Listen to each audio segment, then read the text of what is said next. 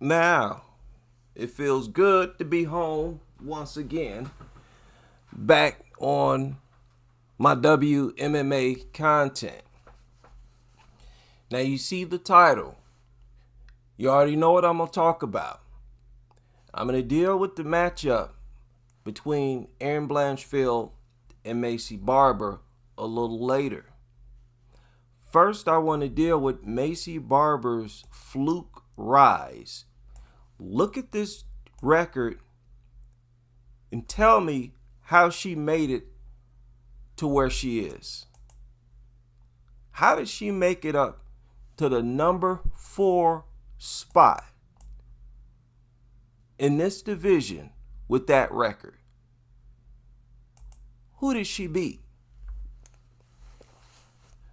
Miranda Maverick, Montana De La Rosa, Jessica I, Andrea Lee, Amanda Ribas, and Catlin.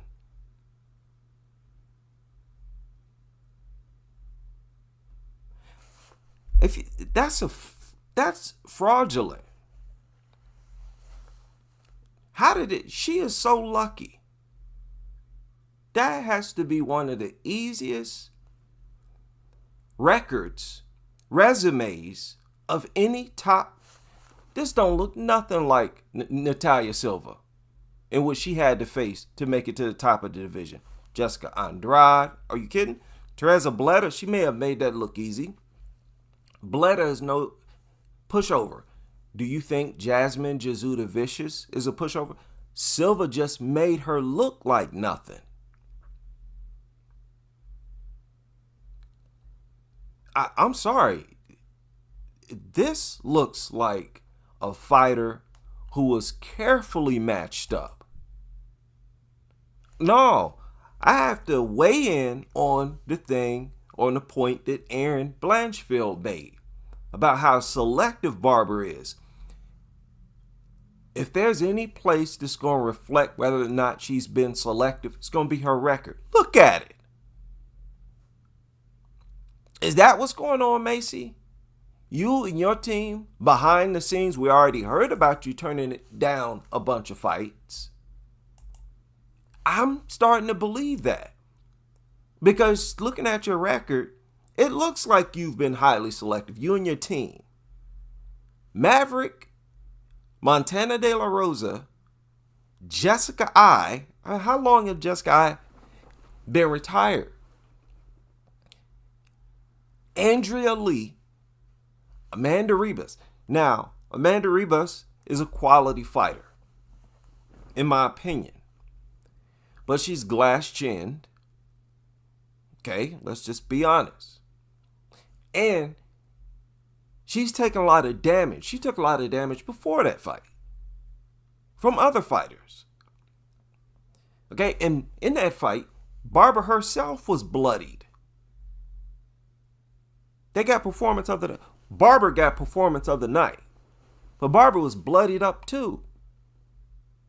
And now, I think Catlin is probably her best victory. That's her flagship victory. But to me, I'm not real impressed. I'm not too impressed by that. I'm not too impressed. I'm sorry.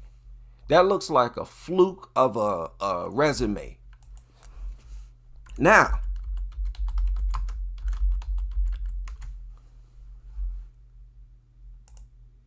let's look at Natalia Silva's path to the title. Andrade, Araujo, Andrea Lee. Now, Leonardo, Teresa Bleda, Jasmine Jesuda Vicious. Much more worthy of a title shot. She looked like she earned it. Okay? That's just what it's looking like to me. Now, hold that.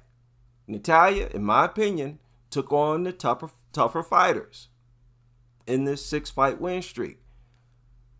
Not only did she take on tougher fighters, she did a better job against them. Wow. I mean, this is actually pathetic on Maycee Barber's part. She's highly picky, highly selective, and even being highly picky and selective, you still just eking by many of these fighters. You still in life or death fights with them. That tell you what caliber Barber's on. In my opinion, if you ask me,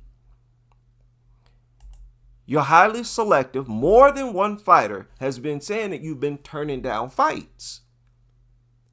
Okay, and these fighters that's saying it, they're not buddies. They're not conversing with each other. They're not teammates. And they're saying, yeah, I was supposed to fight her. She turned this down. She turned this down. We're hearing about you turning down fights. And when we look at your record, we see some questionable fighters, in my opinion. Now, before Barber, this is Barber's record currently on the screen.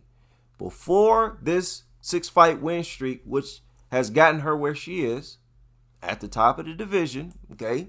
She is at number 4. I'm sorry, she should not be at number 4. The only reason she had number 4 is because of the win streak itself. Okay? She fought a bunch of I won't say easy fights. She was highly selective for that 6-fight win streak. It's not all about a 6-fight win streak. Who did you fight and how did you win? Were you dominant? In at least 2 of these fights, she was not dominant. That's just what it is. But before that win streak, we have to look at that loss against Alexa Grasso. Remember, Grasso is fighting her way up through the rankings in this fight as well. If I'm not mistaken, this was one of her earliest fights in the division for Alexa Grasso. After she moved up the flyweight, her second fight, Maycee Barber was Alexa Grasso's second fight at the division. And this is back in 2021. My God. So look at what she's done. I mean, compare it to Maycee Barber. Now, Kim Ji-young, she's no pushover either. Give her proper credit too.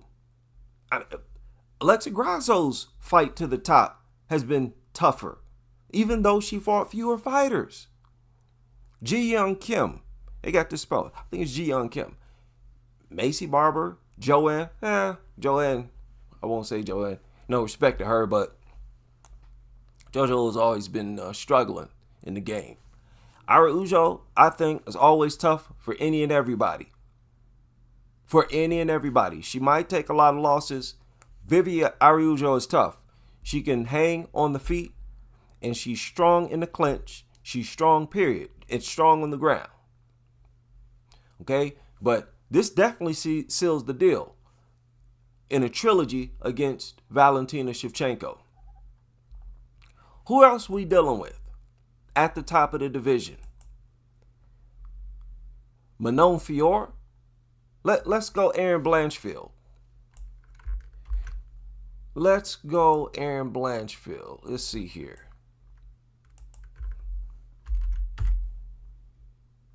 Yeah, we're going to get down to the nitty gritty here. Who did Erin have to fight? What did her path to the title look like? Remember, she was in a title eliminator. Miranda Maverick, JJ Aldrich. Aldrich? I know she's been unranked her whole career, but Aldrich, I think, presents problems for fighters. I rate JJ. Molly McCann, same thing. Like, I think Molly McCann would beat a lot of the fighters that Barber beat. I think she would. Jessica Andrade, Taylor Santos. I can tip my hat to this.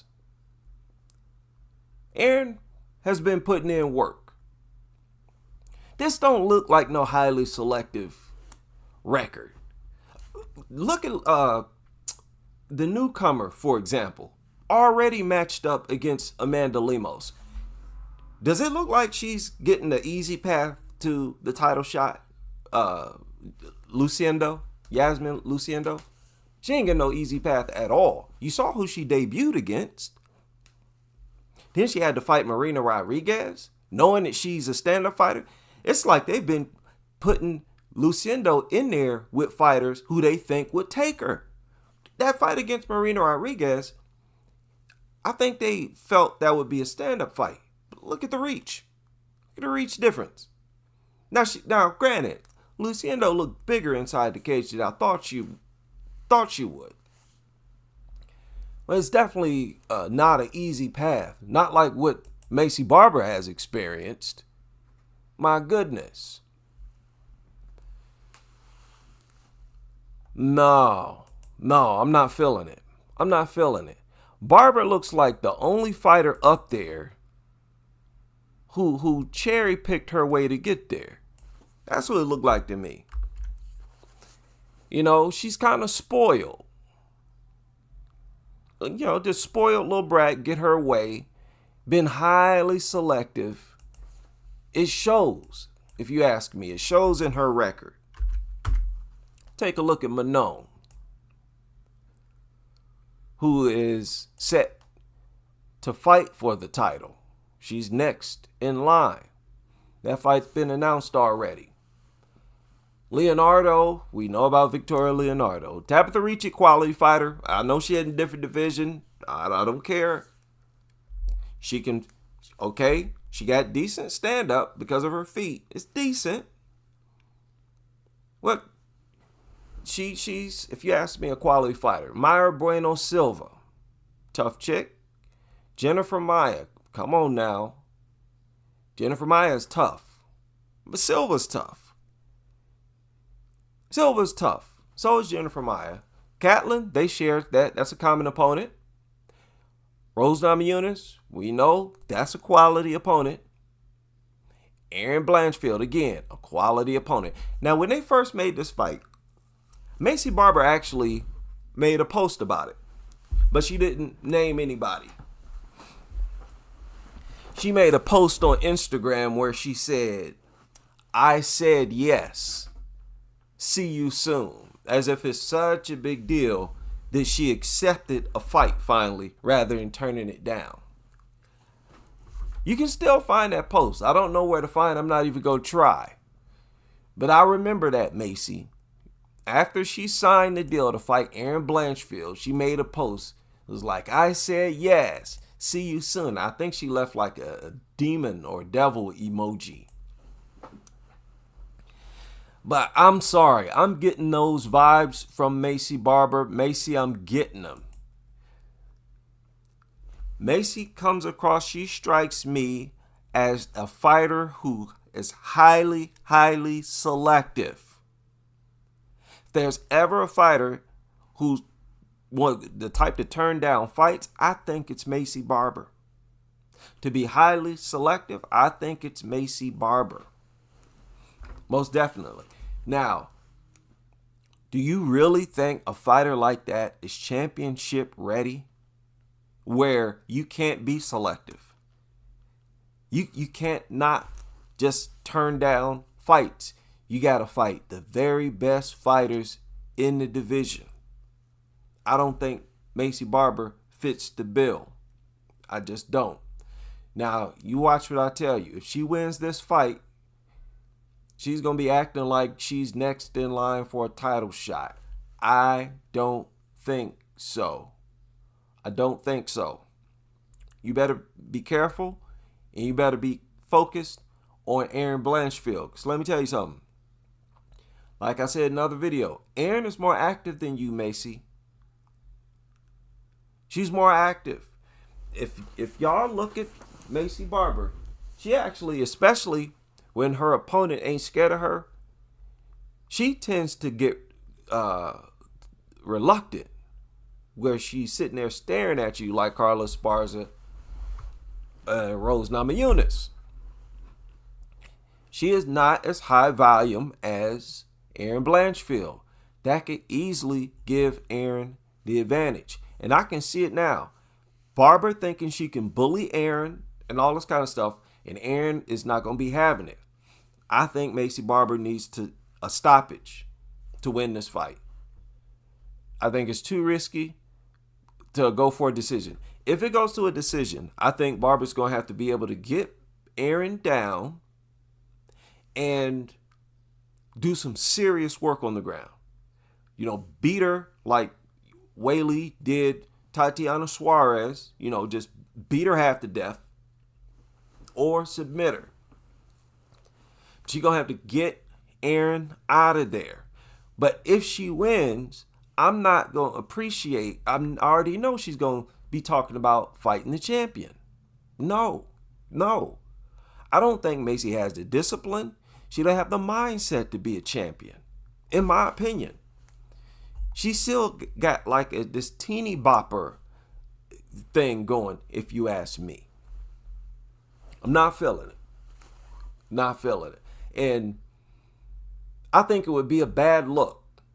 I'm sorry, Maycee, but listen, no, I'm not sorry. What the hell am I talking about? I'm tired of being sugarcoating stuff. I'm not sugarcoating nothing else.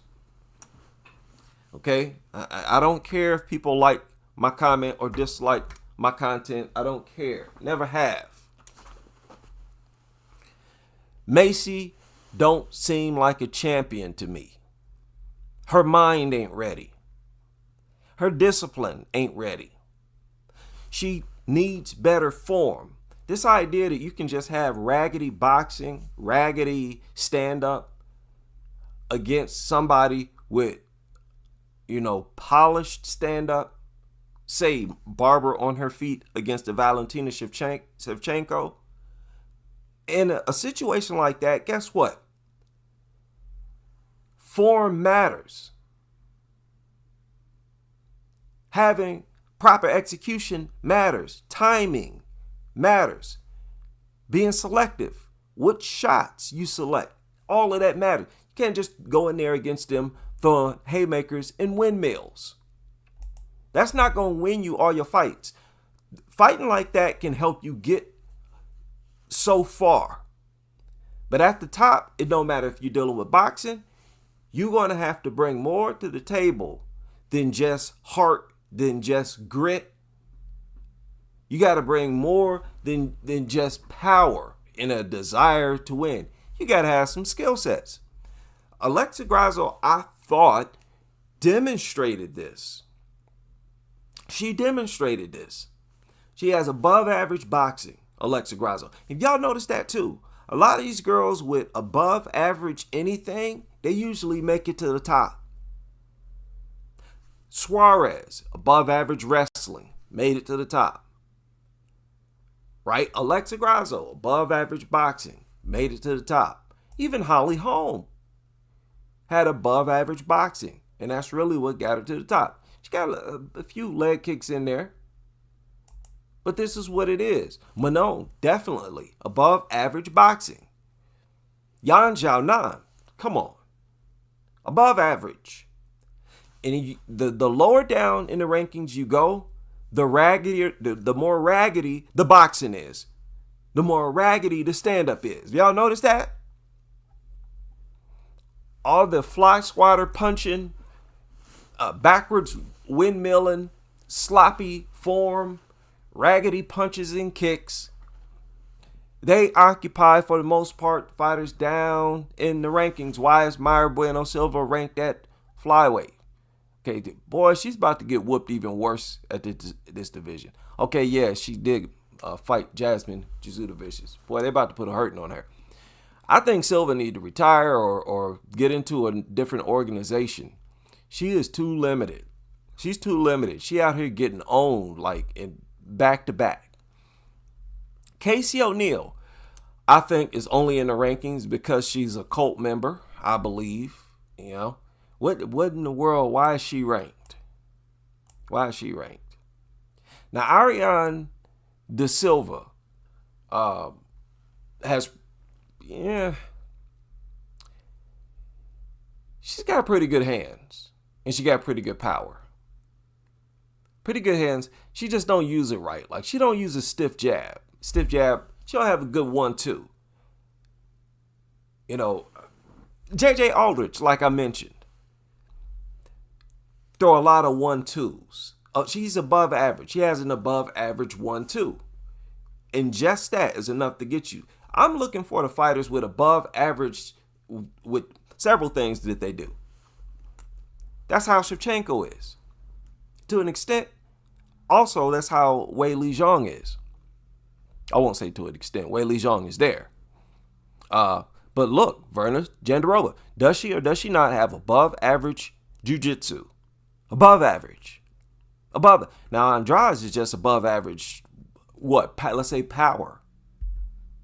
Right? Power. But listen, all of that matters. Okay? Your form, the variety of tools that you use, all of that matters. That's why I'm always talking about it. Do you have a jab? Do you have legs? Do you use your other hand? Or are you primarily one-handed? How do you react? You know, you got to have a system that works if you want to talk about fighters who are championship ready. This is just the way I look at it. You got to have a system that works. You got to look at reality. You don't see big sloppy unless you're like Andrade. Andrade is that way. Andrade is like a man. Let's stop playing dumb. She made a career literally out of tossing girls around, body slamming them, throwing them around with this unusual power. At one point, girls were saying, hey, it's not fair to have her in the division at all. She's just as strong as a man. Okay? But she's more of an anomaly, Andrade. Fighters with that sloppy of tools usually don't make it up that far. And Vernis, let me point out, her stand-up is a lot better than what we give her credit for, myself included.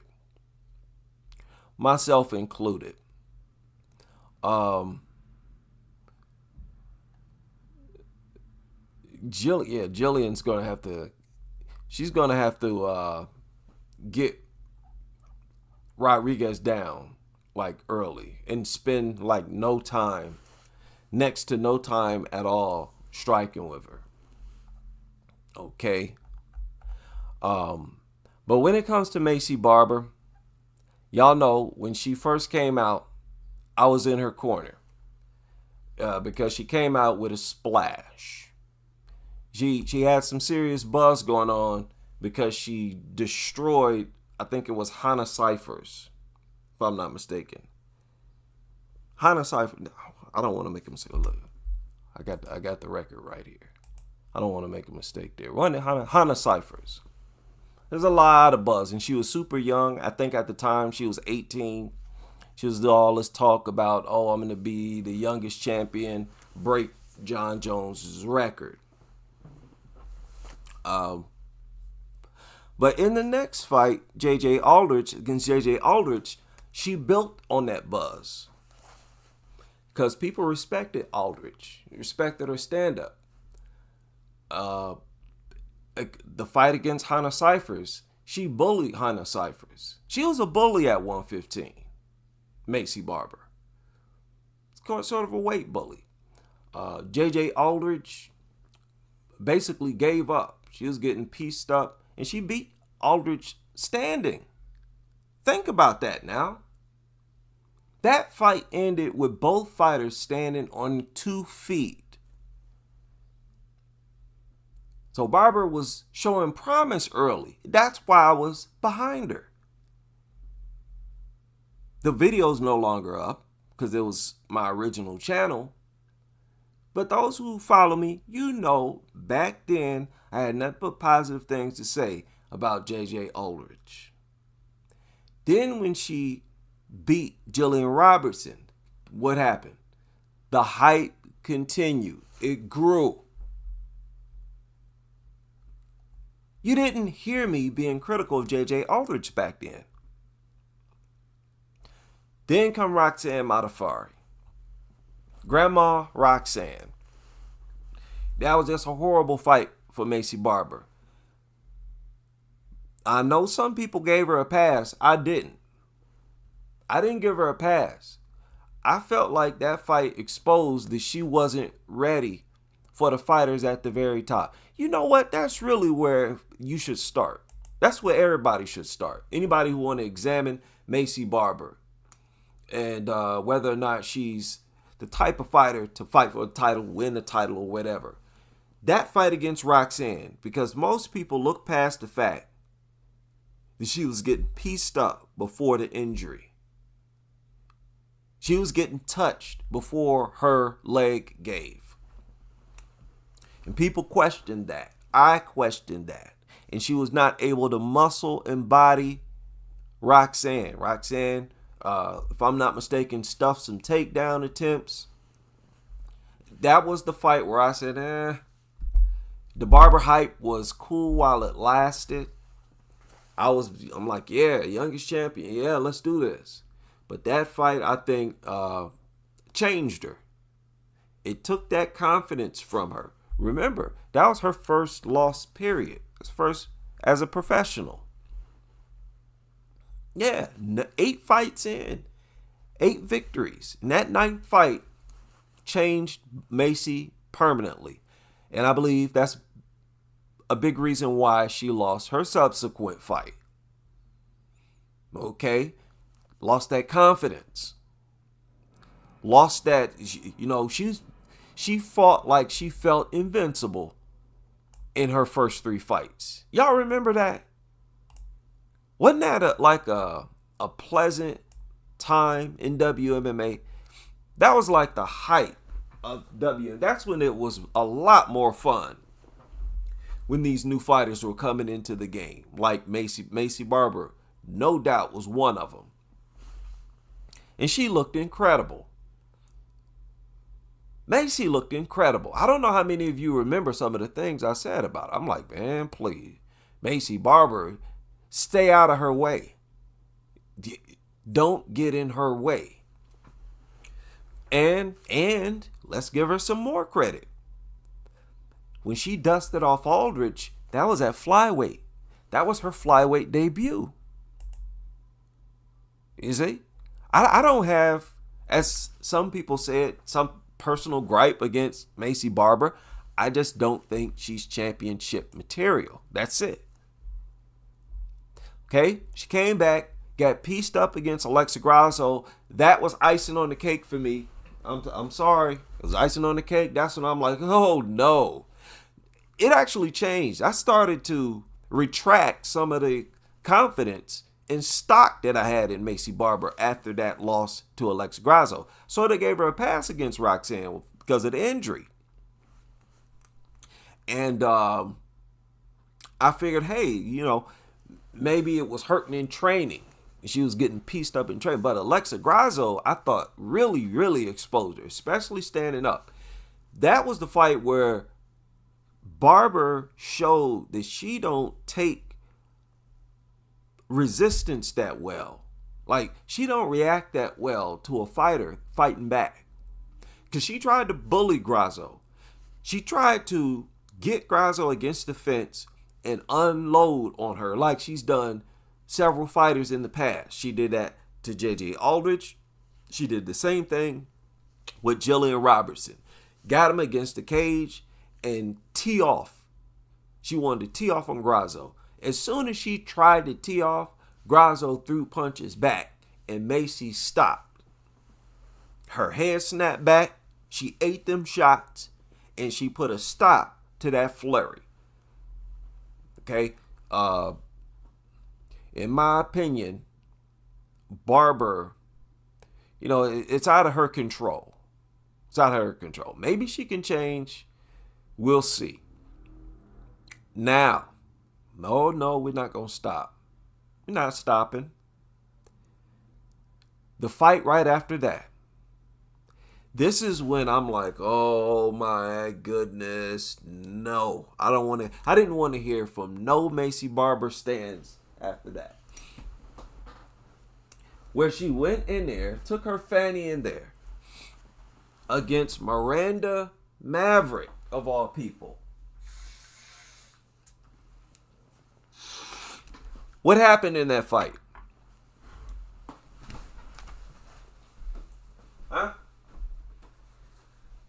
Maycee Barber was getting pieced up on the feet, wasn't she? She was getting touched. What else happened? Maycee Barber was not able to dominate Miranda Maverick on the ground either. Could not dominate Miranda Maverick anywhere. The first 2 rounds were horrible for Maycee Barber. I believe Barber lost every round. She simply did better in the third than she did in rounds 1 and 2. Go back and watch it. I watched that fight twice because I've had these discussions with people about who really won that fight. And I've always said Maverick won that fight.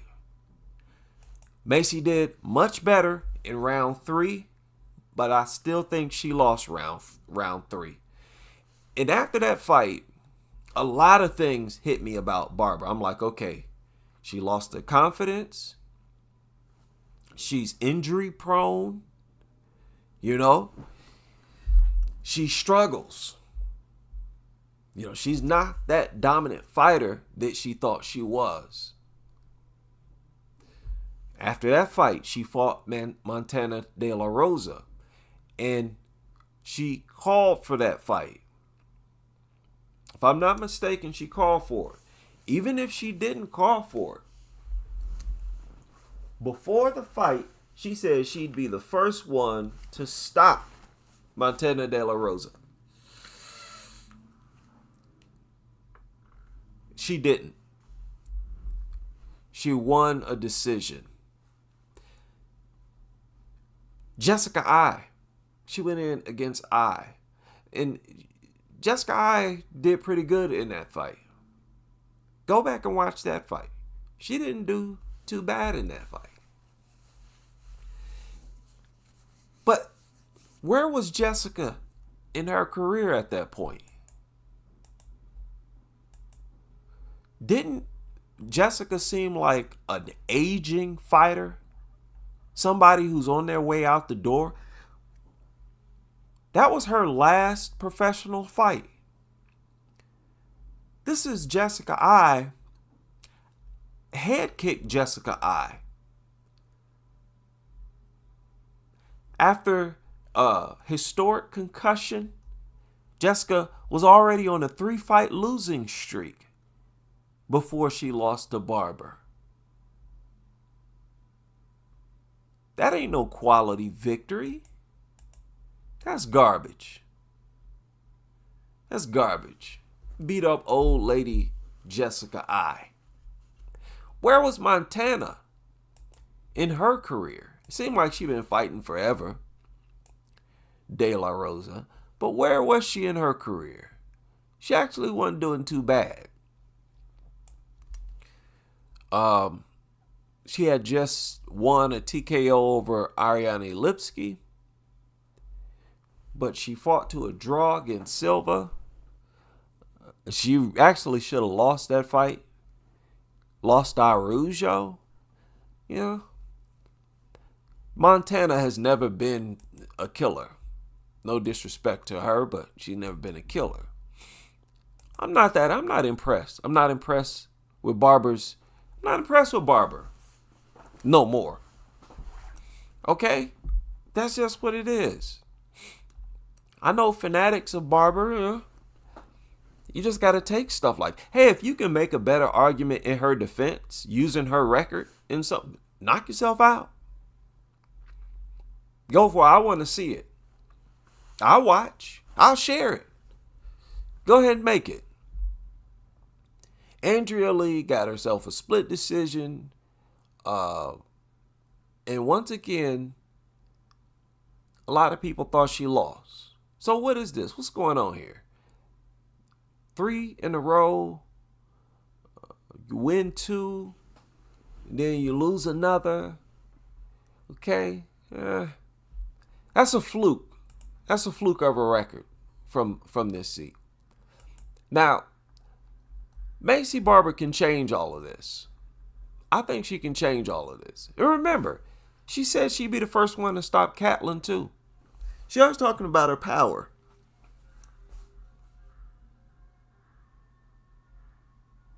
Y'all hear that? What the hell is that? Okay, somebody outside playing music. Sorry about that.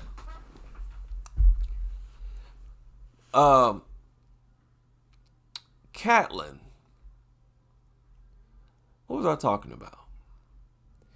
Yeah, I rate Catlin.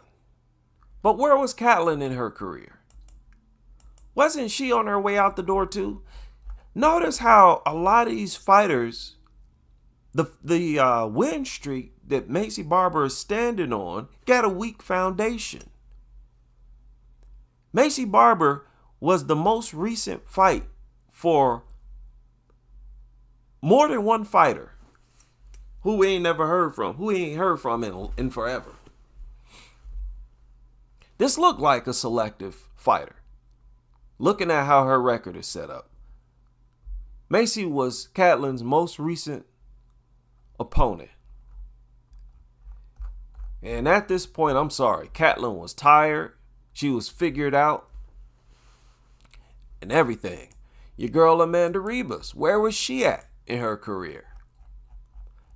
We know she had already been chinned by Rodriguez, but she had already suffered 2 losses. Rodriguez, Jandiroba. She beat Jandiroba.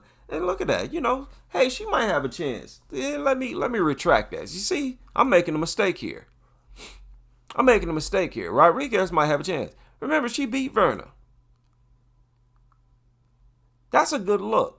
Oh, that's Amanda Ribas. What am I talking about? Didn't Marina beat a wrestler, grappler type? That's a good look for Amanda Ribas. I don't know about anybody else. I rate Verna. I think she's a quality fighter, man. But she got to keep that in mind. She did lose to Amanda Ribas. So a lot of us talking about how deserving she is of a title shot. What about Amanda Ribas? She's ranked in both of those divisions. Now this is Marina Rodriguez's record. Rodriguez, no, or Mackenzie Dern. She beat Mackenzie Dern. She usually struggles with the wrestler grapplers, but she beat Mackenzie Dern. And that was a 5-round fight. Now, no disrespect to Dern, but Dern kind of struggles to get submissions. I don't know who gets finishes more often, but between Jillian Robertson and Mackenzie Dern. But Jillian is on the ground. Jillian is top shelf. I know she got bullied by Taylor Santos. I always view that as a strength issue. If Jillian can deal with your power, if y'all about the same strength-wise, she's going to handle you on the ground. I think she's harder to deal with on the ground. Have y'all watched her grappling matches? Her pure grappling? Jillian is a nightmare. She's a headache to have to deal with in there. Most definitely. Say UFC tried to slip Casey up in the ranks without having fights, and she ended up getting slapped by Jennifer Maia. Yeah, this is what I'm saying. It's not just Maycee Barber they've done this with, where they've trying to, giving them the easy path up through the rankings. They most definitely tried to do that with Casey O'Neill. You can't have none of that. And it's like, why? They got to stop doing that. Stop showing this goofy favoritism. I mean, what are you going to get out of that? You cherry pick some fighter up through the ranks, they get the title and then get whooped. You do all this ducking and dodging, and then when they get the strap, it's just going to be a bigger fall. What's the point? Let the fighters earn that strap, earn that title shot. That's why I'm not mad at the matchup with Luciendo. I just thought that they would do with Luciendo what they did with Maycee Barber. That she was one of those fighters who they were going to try to, be selective. Because I think that the matchmakers are in that business as well. It's not just the team, like Maycee Barber's team, her personal team. It's not just them trying to be selective and turn down this fight and that fight. I think the matchmakers also, if they see star potential in you, possibility of a champion who could be an attraction, I believe they'll select carefully on your behalf as well. And I thought they would do a Luciendo, but when they matched up against Lemos, I'm like, no, they're not doing that. They're not doing that. And even though Lemos had taken losses, I knew she was still formidable. Very formidable. And I never liked that fight. They moved her too quick. I knew Luciendo's gonna lose that fight. It was like, there's no way. She's too young across the board. That was another one of those reasons. She was one of those young, very young fighters. But once upon a time, a lot of fighters were young. Amanda Nunes took more than one loss on her way up to the ladder. Amanda Nunes should have been the first person Luciendo reached out to after this loss. Like I said, it was not a demoralizing loss. It was definitely one of those losses that's easy to bounce back from and to reflect on that fight as a learning experience, especially looking at how young you are. Luciendo and her camp, in my opinion, shouldn't even look at that as a loss. That should be looked at as a learning experience. It's not the first time I've said that. Said that about a number of other fighters. Right? So, yeah, Maycee, nothing personal. Nothing personal. I just think you've been, ducking and dodging. Playing hopscotch. Turning that fighter down. Turning this fighter down. Shout out to Coach Sheldon Harrison. He mentioned me in one of his videos recently. Always looked up to Mr. Harrison. He knows this. And lesson learned. I've always been careful to stay on code. And I did. I got off code, I admit. I got off code. But I feel like that was the one time where it was justified. I feel like some lessons can be learned from this little dust up. Now, I know I have a lot of ops. There's a lot of people who hate watch or hate listen. And I don't have the time or energy to police my channel like that. I just say, like I've always said, if you disagree, fine. You can share your disagreement. Just be respectful. That's pretty much my only rule. Be respectful. Okay? And if you can, be professional. At least to some extent. Use like records. Don't just say, hey, I just believe in her. Well, you can say that. It's not going to bother me. But I'm not going to respond to nothing like that. Just be respectful. Is it that hard? Is it that difficult? You're respectful when you deal with any of these other platforms, right? You go leave comments. These other content creators, you're respectful. Be respectful in my comment, in my comment section. I don't know why it is. A lot of people who disagree with my takes, they feel like they have to disagree in this rude, disrespectful way. Yeah? As it's like a challenge for them to state their case respectful. I don't have no problem doing that. I don't know why y'all have such a problem Showing simple, basic respect. That's your problem, not mine.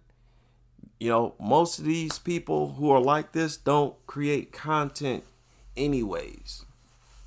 But listen, just don't rub me the wrong way. You rub me the wrong way if you being disrespectful. Okay? And listen, I'm getting into the mood of taking off the gloves. You want to get disrespectful? I can play that game too. Okay? I'm not going to be the one to boost your self-esteem. You're not going to do that at my expense. Yeah, she got exposed in that fight. Miranda should have won. Yeah, most definitely. Most definitely. And I feel like that fight showed they were trying to push Barber. They was trying to push Barber. It just didn't work. It was just one of those failed projects. Just like with Wayne Kong. She's going to get mauled again. She'll get mauled again. Choked out again. And she might even get knocked out again. I mean, remember, she got knocked out. She got put down with a punch. Girls with glass chins, it's not a good thing. But she got top-notch striking, above average striking, right? Wayne Kong. So don't be surprised if she makes it up through the rankings, as well as the girl that beat her up. Who's her name? Barbosa or whatever? Yeah.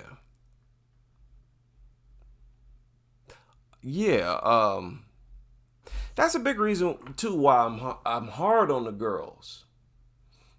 And I think that trigger a lot of people. How hard I am and blunt I am with some of these girls. You know what I'm saying? A lot of them feel like, hey, that's rude to say that about. Don't call a fighter garbage. Don't say a fighter is, a bum. But I do that on purpose. I talk like that on purpose because I know nobody in their team's talking to them like that. But that's how I would talk to them if I were their friend. That's a good way. That's the best way I can put it. I talk to these and about these fighters as if I'm their friend. And that punch was raggedy. That was a raggedy, flicked, awkward cricket punch. You need somebody to talk to you like that, not to sugarcoat stuff. So that's what I do. It's not personal against these fighters, I'm covering them, so obviously I don't have nothing against them. Yeah, the coach is on code. That's why I've always respected Coach. He's on code. He knows what I'm talking about. And I respect all the brothers who are on code and stay on code. And I felt like when dude came at me like that, he got off code. And I wasn't trying to get off code at that moment. But now things have changed. Okay? Things can change in a heartbeat. So I'll land my plane there and see y'all on the next stream.